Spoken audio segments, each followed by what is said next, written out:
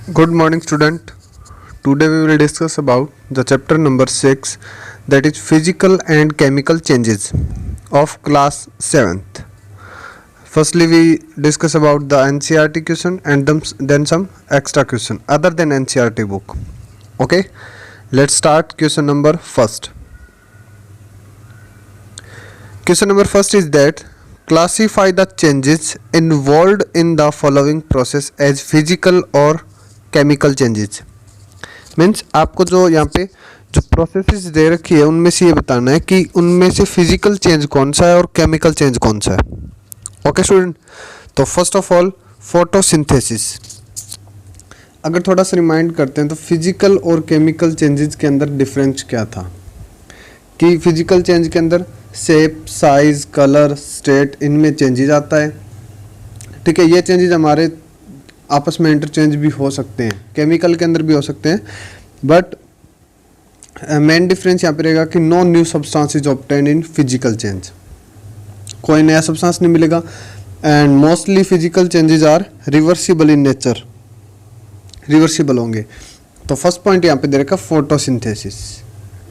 अगर मैं बात करूँ फोटोसिंथेसिस की तो ये हमारा जो टॉपिक था फिजिकल चेंज को फॉलो नहीं कर रहा, क्योंकि फोटोसिंथेसिस के अंदर जो ये रॉ मटेरियल को खाना तैयार करते हैं प्लांट्स, ठीक है, और ये केमिकल प्रोसेस होती है।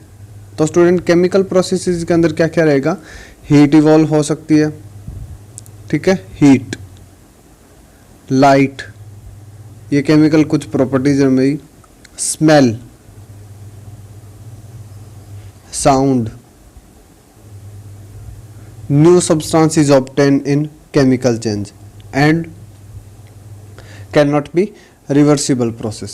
Okay student, so first point यहाँ पे रहेगा हमारा फोटोसिंथेसिस, केमिकल चेंज, ठीक है, ये रहेगा केमिकल चेंज। नेक्स्ट अगर सेकंड की बात करते हैं यहाँ पे तो डिजॉल्विंग शुगर इन वाटर। आपने शुगर को वाटर के अंदर डिजॉल्व किया, ठीक है, तो शुगर के पार्टिकल्स को हम अलग कर सकते हैं, यानी एक रिवर्सिबल प्रोसेस रहेगी जिसमें वाटर को इवापोरेट प्रोसेस से, ठीक है, इवेपोरेशन प्रोसेस से हम वाटर को अलग कर सकते हैं और शुगर अलग हो जाएगी यहाँ पे। तो ये रहेगा हमारा फिजिकल चेंज। नेक्स्ट रहेगा बर्निंग ऑफ कोल। जब भी बर्निंग से रिलेटेड कोई टॉपिक आता है तो उसमें केमिकल चेंज ही रहेगा आपका, ठीक है, क्योंकि बर्निंग के बाद में हम उस प्रोसेस को रिवर्स नहीं कर सकते, हमें नया सब्सटेंस मिल जाएगा। जैसे अगर कोल को बर्न आउट करते तो हमारे पास एस की फॉर्म में न्यू सब्सटेंस होगा और वो रिवर्सिबल नहीं होगा, ठीक है, ये रहेगा हमारा केमिकल चेंज। नेक्स्ट है मेल्टिंग ऑफ वैक्स। अब अगर एक कैंडल की बात करते हैं तो कैंडल के अंदर दोनों टाइप के चेंजेस होते हैं, फिजिकल भी और केमिकल, ठीक है। अगर मैं बात करता हूँ ओनली फॉर वैक्स की देन फिजिकल चेंज, और अगर यहाँ पे विक के अंदर बात करते हैं तो केमिकल, ठीक है, यहाँ पे फिजिकल। केमिकल कैसे हुआ, क्योंकि विक बर्न आउट होते हैं और बर्न होने वाले ऑब्जेक्ट के अंदर मैंने बताया ना भी केमिकल चेंजेस ही होते हैं। ओके स्टूडेंट, तो melting of wax, only wax का टॉपिक यहाँ पे, तो physical change. Next one is beating aluminium to make aluminium foil. अगर एल्यूमिनियम की बात करते हैं तो यहाँ पे शेप एंड साइज में चेंज हुआ है और रिवर्सिबल प्रोसेस है, यानी ज़्यादा जो पॉइंट्स हमारे जिस पॉइंट में कवर होते हैं हम उसी की ओर आंसर देंगे हमारा। तो यहाँ पे फिजिकल चेंज रहेगा, क्यों, क्योंकि एल्यूमिनियम की शीट को एल्यूमिनियम फॉइल में कन्वर्ट करें, ठीक है, by the process of malleable property. Malleable property होती है उसकी शेप एंड साइज चेंज हो रहा है, रिवर्सिबल भी है, हम उसको वापस भी कन्वर्ट कर सकते हैं एल्यूमिनियम पार्ट के अंदर। ओके, तो ये हमारा रहेगा फिजिकल चेंज। नेक्स्ट है डाइजेशन ऑफ फूड। जितने भी डाइजेशन से रिलेटेड जो प्रोसेस होते हैं उनको वो इरिवर्सिबल होते हैं, ठीक है, उनके अंदर हीट भी इवॉल्व होती है, ओके, एनर्जी रिलीज होती है, इरिवर्सिबल है, तो ये हमारा रहेगा chemical change. Okay student, so ये हमारा क्वेश्चन नंबर फर्स्ट जो फिजिकल और केमिकल चेंज से रिलेटेड था हमारा कंप्लीट हो गया। ओके,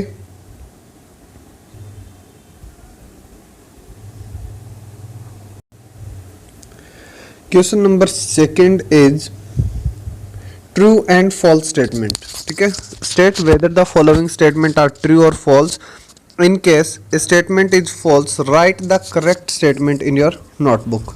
मीन्स जो हमारी स्टेटमेंट है उसको आपको नोट डाउन भी करना है, अगर फॉल्स है तो उसको एक्सप्लेन भी करेंगे भी क्यों है वो, और अगर ट्रू है तो क्यों है, ठीक है। तो फर्स्ट पॉइंट की अगर बात करते हैं तो first one is cutting a log of peace into pieces is chemical change. हमें पूछा है कि जो पीसेस को हम कट करते हैं, किसी भी वुड के पीसेस को, यानी कि लॉग ऑफ वुड के पीसेस को अगर कट करते हैं तो क्या ये केमिकल चेंज होगा। तो स्टूडेंट, केमिकल और फिजिकल को पता करने के लिए पहले आपको केमिकल और फिजिकल प्रॉपर्टीज का पता होना जरूरी है कि फिजिकल प्रॉपर्टीज में कितने चेंजेस आ रहे हैं, केमिकल प्रॉपर्टी कितने चेंजेस को फॉलो कर रहा है। जिसको ज़्यादा फॉलो अप करे वो उसी चेंज में आ जाता है फिर, ठीक है। तो फर्स्ट पॉइंट, अगर मैं बात करूँ फिजिकल चेंज की, तो शेप, साइज, कलर, स्टेट जो अभी डिस्कस किया था, तो यहाँ पे शेप भी, साइज, कलर में कोई चेंज नहीं है, स्टेट में कोई चेंज नहीं है। नो न्यू प्रोडक्ट, ये मेन पॉइंट रहेगा यहाँ पे, हमारे पास कोई नया प्रोडक्ट नहीं मिल रहा। बट अगर केमिकल की बात करें, क्या इसमें स्मेल आ रही है? नहीं। कोई हीट इवॉल्व हुई है? वो भी नहीं हुआ। कलर भी चेंज नहीं हुआ, न्यू सब्सटेंस भी नहीं मिला। तो ये हमारा क्या होता है, फिजिकल चेंज की प्रॉपर्टी को ज़्यादा फॉलो कर रहा है यहाँ पे। So student, cutting a log of wood into pieces is physical change, और यहाँ पे आपको दे रखा है chemical change, that is false statement. Okay, first one is false. Second, अगर सेकंड की बात करते हैं तो formation of manure from leave, यानी कि जो ड्राई लीव्स होते हैं या फिर जो वेस्ट मटेरियल होता है उसको मैन्योर में कन्वर्ट करने की जो प्रोसेस होती है वो हमारी फिजिकल में हो गया, केमिकल के अंदर, ठीक है। सेम वही हम फिजिकल और केमिकल प्रॉपर्टीज का कंपैरिजन करेंगे यहाँ पे, और जिसको फॉलो कर रहा है ये उसी में कन्वर्ट हो जाएगा। ओके, तो फिजिकल चेंजेस को फॉलो नहीं करते, क्यों? क्योंकि जब फॉर्मेशन ऑफ मैन्योर होता है उसमें हीट भी इवॉल्व होती है, स्मेल भी, ठीक है, न्यू सब्सटेंस मिलता है आपको मैन्योर की फॉर्म में, और वो इरिवर्सिबल होता है क्योंकि मैन्योर से आप अगेन जो ड्राई लीव्स थे उनमें कन्वर्ट नहीं कर सकते। तो स्टूडेंट, ये केमिकल चेंज को फॉलो कर रहा है, तो ये भी हमारा फॉल्स रहेगा। क्यों? आंसर आएगा केमिकल चेंज, और यहाँ पे आपको दे रखा है फिजिकल, ये भी हमारा फॉल्स स्टेटमेंट है। Okay student, next one is iron pipe coated with zinc do not get rusted easily. ये स्टेटमेंट हमारी ट्रू है। ओके, कि आयरन पाइप जिनके ऊपर जिंक की कोटिंग कर देते हैं हम, उसके ऊपर जंग जल्दी नहीं लगता, और ये एक ट्रू स्टेटमेंट है। यस, उन पे जंग नहीं लगता। कैसे? कि मान लो हमारे पास एक आयरन की पाइप और उसके ऊपर मैंने कोटिंग कर दी यहाँ पे जिंक की। अब एक आपके टॉपिक भी था बुक के अंदर, galvanisation, the process in which a coating of zinc is deposit on piece of a iron. Okay, to किसके लिए करते हैं हम? रस्ट से बचाने के लिए, ठीक है, और उसको हमने बोला था गैल्वेनाइजेशन। तो यहाँ पे भी सेम प्रोसेस है। तो ये है, इससे क्या होगा कि हमारे आयरन पीस के ऊपर एक लेयर बन जाती है जो ऑक्सीजन और वाटर को, ऑक्सीजन प्लस वाटर को आयरन के साथ रिएक्ट नहीं करने देती, और आयरन के ऊपर रस्ट लगने के लिए दोनों चीजें कंपलसरी होती है, ठीक है। तो that's why it can not rust easily. Okay, next, iron and rust are same substance. क्या आयरन और रस्ट दोनों सेम सब्सटेंसेस होते हैं? नो, आयरन और रस्ट दोनों डिफरेंट है, बिकॉज आयरन हमारा Fe, ठीक है, आयरन Fe, और रस्ट की अगर बात करें तो Fe2O3। अब आयरन तो सिंपल एक सब्सटेंस है यहाँ पे, ठीक है, बट जब रस्ट की बात करते हैं तो वो मॉइस्ट एयर के कांटेक्ट में आने के बाद एक नया प्रोडक्ट बन रहा है यहाँ पे, जिसमें Fe2O3 जिसका फॉर्मूला रहेगा। ओके स्टूडेंट, तो ये भी हमारा क्या रहेगा यहाँ पे, फॉल्स स्टेटमेंट, यानी दोनों सब्सटेंस अलग अलग है ये। Okay, next last one is condensation of steam, means steam को कूल डाउन करना। कंडेंसेशन का मतलब क्या होता है? कूल डाउन, यानी टेम्परेचर लो करना। Condensation of steam is not a chemical change. Yes, condensation of steam is chemical change नहीं है। रीजन क्या रहेगा कि कंडेंसेशन के अंदर हम वाटर की जो प्रॉपर्टी है उसको फॉलो कर रहे हैं, क्योंकि वाटर की प्रॉपर्टी क्या रहेगी हमारी कि वाटर स्टेट चेंज कर रहा है बस यहाँ पे, ठीक है। स्टेट कैसे, स्टीम को अगर मैं कंडेंसेट करता हूँ वाटर में, ठीक है, और अगर वाटर को अगेन इवेपोरेट कर देते हैं देन अगेन स्टीम में कन्वर्ट हो जाएगा। तो यहाँ पे वाटर की सिर्फ स्टेट चेंज हो रही है, जिसमें कलर, शेप, साइज, स्टेट का चेंजेस आ रहा है। Non new substance is obtained, that is called physical change. और इसी में भी यही नोट डाउन किया है कि नॉट ए केमिकल मीन्स ये एक फिजिकल है, जिसमें रहेगा ट्रू। ओके स्टूडेंट, तो ये हमारा क्वेश्चन नंबर 2 जो ट्रू एंड फॉल्स स्टेटमेंट था completed. Next, fill in the blank. Okay, fill up करना है हमें with suitable words. When CO2 is pass through,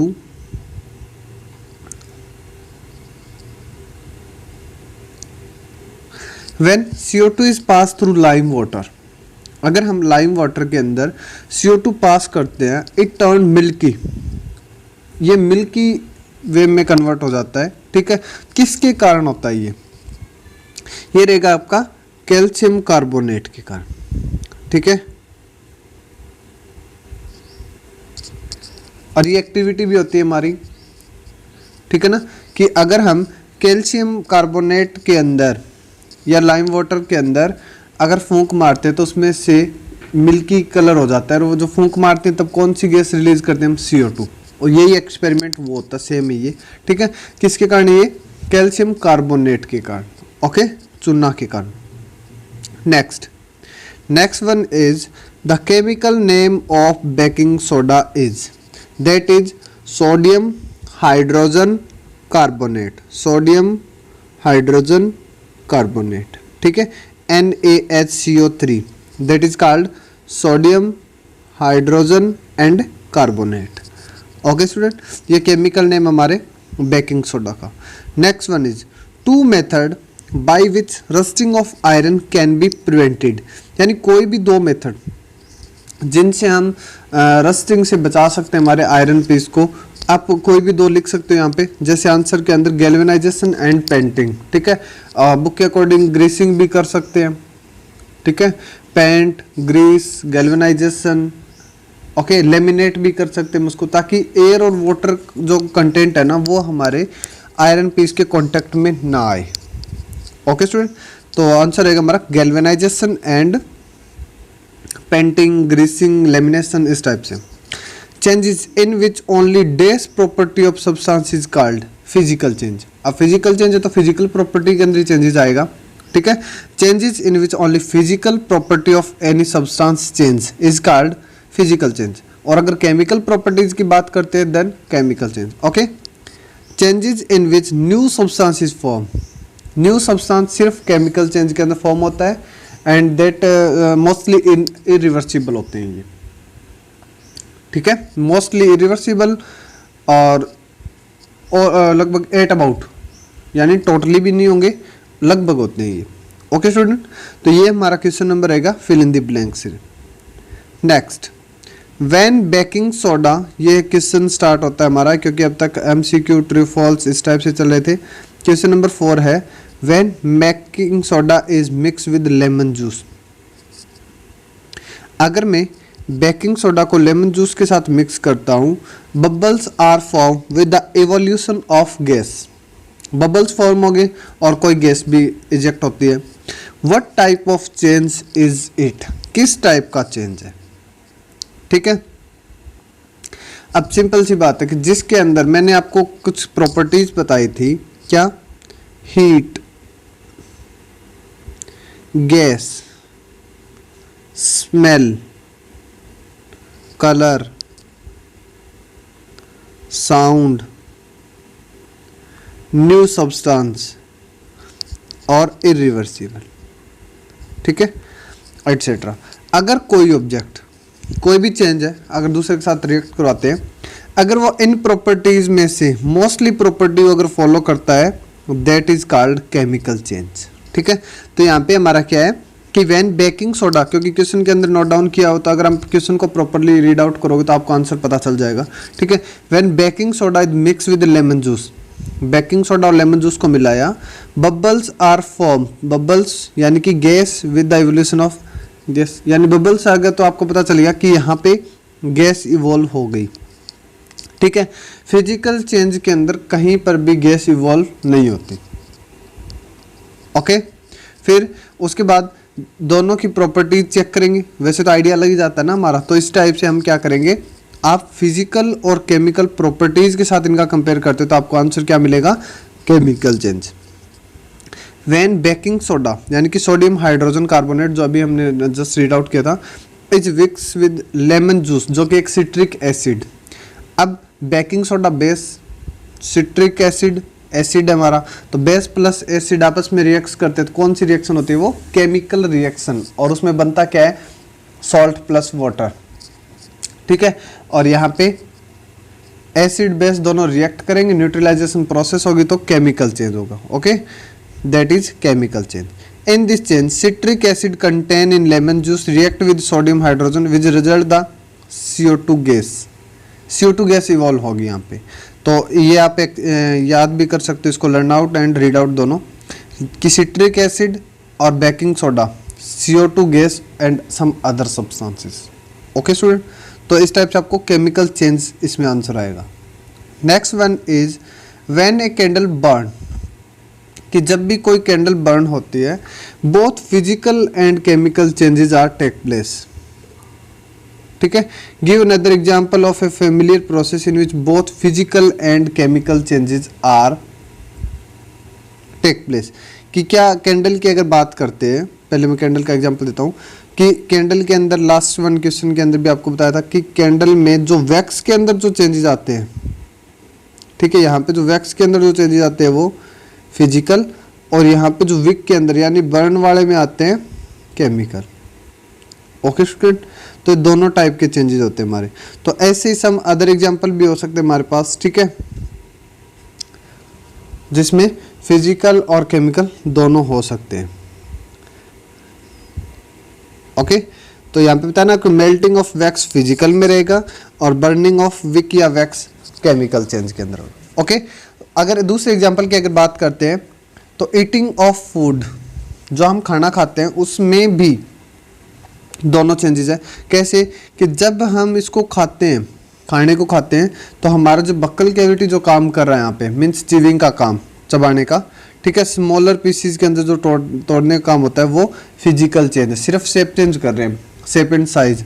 और जब वो हमारी बॉडी में जाकर डाइजेस्ट होता है, that is called chemical change, okay student. Next one, how would you show setting of curd is chemical, कि दही का जमना केमिकल चेंज कैसे है, दही का बनना। अब केमिकल चेंज की प्रॉपर्टी को फॉलो करते हैं इसीलिए केमिकल चेंज है। फर्स्ट पॉइंट आपको इतना लर्न रखना है कि केमिकल करेक्टरिस्टिक को फॉलो करते हैं इसलिए केमिकल चेंज है। और केमिकल प्रॉपर्टीज या करेक्टरिस्टिक क्या कहते हैं हमें, कि जो इरिवर्सिबल प्रोसेस को फॉलो करते हैं। ये रहा, once the curd is formed milk can not be obtain. अगर एक बार मिल्क से कर्ड बन जाता है तो वो इरिवर्सिबल प्रोसेस हो गई, ठीक है। First point, both milk and curd have different property, new substance is formed, नया सब्सटेंस मिला, दो प्रॉपर्टीज केमिकल की फॉलो कर रहा है, ठीक है। Since these are the property of chemical change, तो हम बोल सकते हैं यस ये एक नई प्रॉपर्टी को फॉलो कर रहे हैं और नया सब्सटेंस है तो केमिकल चेंज रहेगा। Next question, explain why burning of wood and cutting into small pieces are two different type of changes, cutting और बर्निंग। तो अगर मैं बात करता हूँ कटिंग और अगर बात करते हैं बर्निंग की, ठीक है, तो दोनों में चेंजेस, इनकी प्रॉपर्टीज लिखो। कटिंग के अंदर शेप, ठीक है, shape, size, no new substance, reversible, irreversible, वो अब इतने काउंट नहीं करने आपको, 2 और 3 पॉइंट्स अगर मैच कर जाते तो वो वही चेंज रहेगा, इसका मतलब फिजिकल चेंज है, ठीक है। उसके बाद अगर बात करते केमिकल चेंज की, बर्निंग ऑफ वुड में नया सब्सटेंस मिलेगा, दैट इज एस, जिसको राख बोलते हैं। ठीक है, हो गया। और इरिवर्सिबल, आप उस एस को अगेन वुड के अंदर कन्वर्ट नहीं कर सकते। हीट इवॉल्व होगी, स्मेल भी आएगी, गैस भी इवॉल्व होगी यहाँ पे, तो इसलिए ये केमिकल चेंज है। ठीक है, तो व्हेन वी बर्न वुड, जब हम लकड़ी को जलाते हैं, a new substance coal is formed, coal form हो जाएगा, it is chemical change. When we cut food, only the shape and size of wood change, that is why it is called as physical change. Next one, describe how crystal of copper sulfate are prepared. ये activity भी complete हो सकती है अगर इन substance का use करते हैं। तो सिंपल होता है कि इसको बनाने की जो प्रॉपर्टी होती है, जो प्रोसेस होती है, उसको बोलते हैं crystallisation. Crystal of copper sulphate are prepared by method of crystallisation. ठीक है, और सिंपल होता है, इसके अंदर ज़्यादा वो नहीं रहेगा। First of all we have cup full of water is taken, एक कप वाटर लेंगे हम। ठीक है, उसको फिर सल्फ्यूरिक एसिड उसके अंदर मिक्स करेंगे। कभी भी एसिड में वाटर मिक्स नहीं करते कंसंट्रेट करने के लिए, वाटर में एसिड। ठीक है, और विद स्टीरिंग प्रोसेस यानी हिलाते हुए। The water is then heated, उस वाटर को गर्म करेंगे, और जब वो बॉईल होना स्टार्ट हो जाएगा तब उसमें CuSO4 यानी कि copper sulphate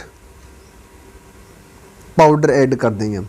okay, copper sulphate add करते जाएंगे और जब तक वो सेचुरेटेड होना जाए। सेचुरेटेड का मतलब है कि एक ऐसी लिमिट, उसके बाद में सॉल्यूट और ज़्यादा मिक्सअप नहीं हो सकता सॉल्वेंट के अंदर। ओके, तो CuSO4 डालते जाएंगे। ठीक है, और उसको फिर किसी चाइना डिश के अंदर रखेंगे और कूल डाउन कर देंगे उसको। चाइना डिश में रखा और उसको कूल डाउन करेंगे। अब इस जो हमारे पास सॉल्यूशन है ना, उसको अनडिस्टर्ब रखना है, काफ़ी टाइम तक अनडिस्टर्ब रखेंगे। Slowly the crystal of copper sulphate separate out, तभी हमें यहाँ पे कॉपर सल्फेट के जो क्रिस्टल्स होंगे ना, वो आपको अलग दिखाई देंगे। तो ये प्रोसेस हमारी होती है क्रिस्टलाइजेशन। ओके, इस टाइप से। Next one, explain how painting of iron get prevent it from rusting, कि पेंटिंग है वो आयरन गेट को रस्टिंग से कैसे बचाती है। ठीक है, तो सिंपल पॉइंट यहाँ पे यही रहेगा कि रस्टिंग की प्रॉपर्टीज क्या है, कि रस्टिंग लगती कैसे, अगर वही पता है तो हम उसको कंट्रोल कर सकते हैं। रस्टिंग की प्रॉपर्टी क्या होती है कि जब भी कोई आयरन का पीस, कोई हमारे पास आयरन का पीस है, और अगर ये एयर प्लस वाटर के कांटेक्ट में आ जाता है तो उसके ऊपर एक न्यू सब्सटेंस दिखाई देगा आपको। ठीक है, that is called rust. Okay, और अगर हम बात करते हैं इस पर क्वेश्चन, उसके ऊपर पेंट कर देते हैं। ठीक है, ये आयरन का पीस था, इसके ऊपर हमने पेंट कर दिया, ये यानी कि एक लेयर तैयार कर दी, और ये पेंट की जो लेयर है ये प्रोटेक्ट करेगी ऑक्सीजन प्लस वाटर को कांटेक्ट में आने से, प्रिवेंट करने का काम कर रही है। यानी जब तक ऑक्सीजन और वाटर यानी कि एयर प्लस वाटर हमारे आयरन के कांटेक्ट में नहीं आएंगे तो आयरन का पीस रस्टिंग प्रोसेस नहीं होगी। ठीक है, और आयरन के पीस को हम प्रिवेंट कर सकते हैं और इसको लॉन्ग लास्टिंग जो लाइफ है उसको बढ़ा सकते हैं।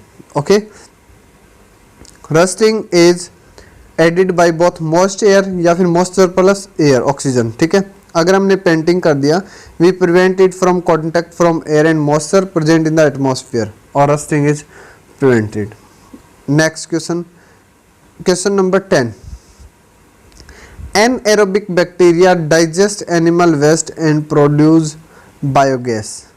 ठीक है, फर्स्ट पॉइंट है हमारा, ये एनएरोबिक जो बैक्टीरिया होते हैं वो एनिमल वेस्ट को डाइजेस्ट करते हैं और बायोगैस तैयार करते हैं। A point, the biogas is burnt as fuel, biogas का हमने यूज किया बर्निंग प्रोसेस के लिए। B, the following statement pertain to these changes, A से बी में क्या क्या चेंजेस आए हैं। फर्स्ट वन, एनएरोबिक बैक्टीरिया ने डाइजेशन प्रोसेस की, केमिकल चेंज। समझ गए, क्योंकि डाइजेशन प्रोसेस है केमिकल चेंज, और फिर हमने उस बर्न आउट जो प्रोसेस हमें मिला है उसको हमने अगेन बर्न कर दिया, जो गैस आपको मिली थी उसको आपने बर्न कर दिया। बर्न करने के अंदर भी सेम वही केमिकल प्रॉपर्टीज को फॉलो करते हैं। बी भी हमारी केमिकल चेंज है यहाँ। ठीक है, ए भी सही है और बी भी ठीक है। तो next one option is both process यानी ऑप्शन नंबर सी, क्योंकि ए और बी दोनों के दोनों हमारी राइट है यहाँ पे। तो आंसर क्या रहेगा, both process A and B are chemical change. Okay student, तो ये हमारा chapter number 6 physical and chemical change class 7 completed. और अब हम डिस्कस करेंगे some extra and other questions.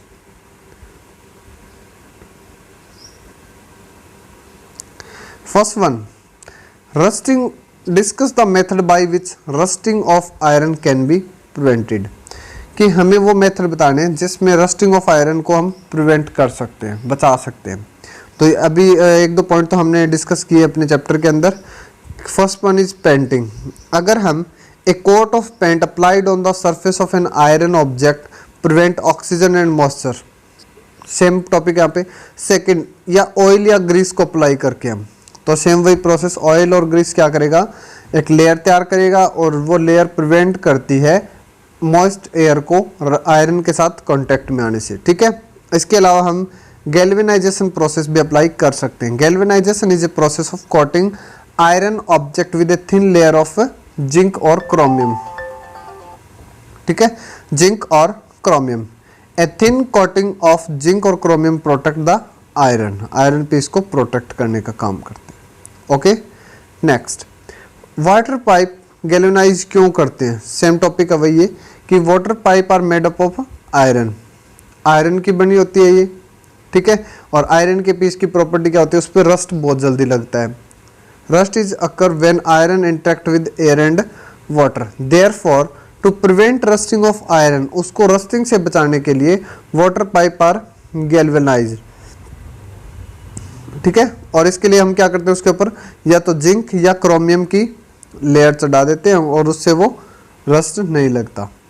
Okay, next one, salt is obtain from sea water by crystallization. देखो, crystallization के लिए हमने पीछे एक टॉपिक किया था, ठीक है, जिसमें कॉपर सल्फेट का सॉल्यूशन डाला था ना, इस टाइप से वाटर के अंदर, और सल्फ्यूरिक एसिड डाल के जो क्रिस्टल तैयार किए थे। बट सॉल्ट के अंदर हम ऐसा प्रोसेस नहीं यूज करते, ठीक है। तो वो salt is obtain from by the evaporation, यानी सिंपल खुले के अंदर छोड़ देते हैं और by the heat of sunlight the water get evaporate and the last particle जो वहां पे बचेंगे हमारे पास वो सॉल्ट के पार्टिकल्स होते हैं। Okay, next, heat is absorbed in. अब रिएक्शन के अंदर अगर हीट अब्सॉर्ब होती है हमारी, ठीक है, कोई भी केमिकल रिएक्शन के अंदर अगर हीट अब्सॉर्ब होती है तो वो होती है एंडोथर्मिक, ठीक है, एंडोथर्मिक। और अगर हीट रिलीज होती है उस रिएक्शन को बोलते हैं हम exothermic.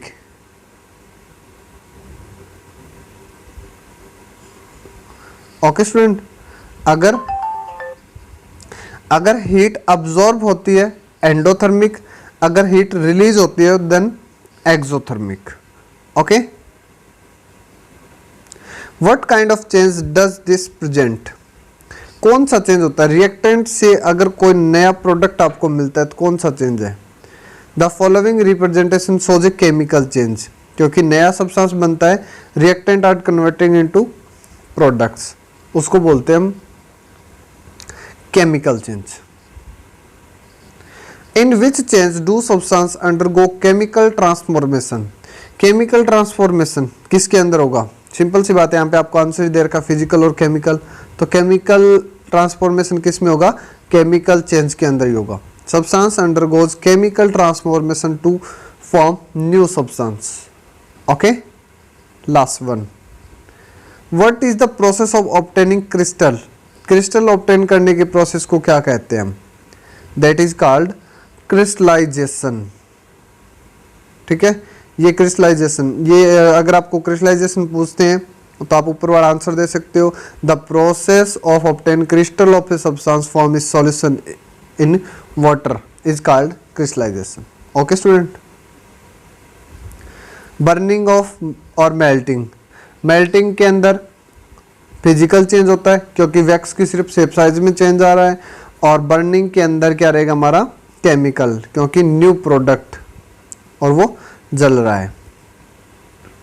Okay, next one is in which city do you expect rusting to be greater, Delhi और मुंबई? अगर दिल्ली और मुंबई का कंपैरिजन हो तो आपके अकॉर्डिंग कौन सी सिटी के अंदर ज़्यादा रस्टिंग के चांसेस होंगे? ठीक है, अब सिंपल है कि ज़्यादा रस्टिंग कहाँ पे होती है? जहाँ पे मॉइस्चर ज़्यादा होता है। ठीक है, अगर मैं बात करूँ दिल्ली और मुंबई का तो two condition are required for rusting, क्या क्या? Oxygen and moisture.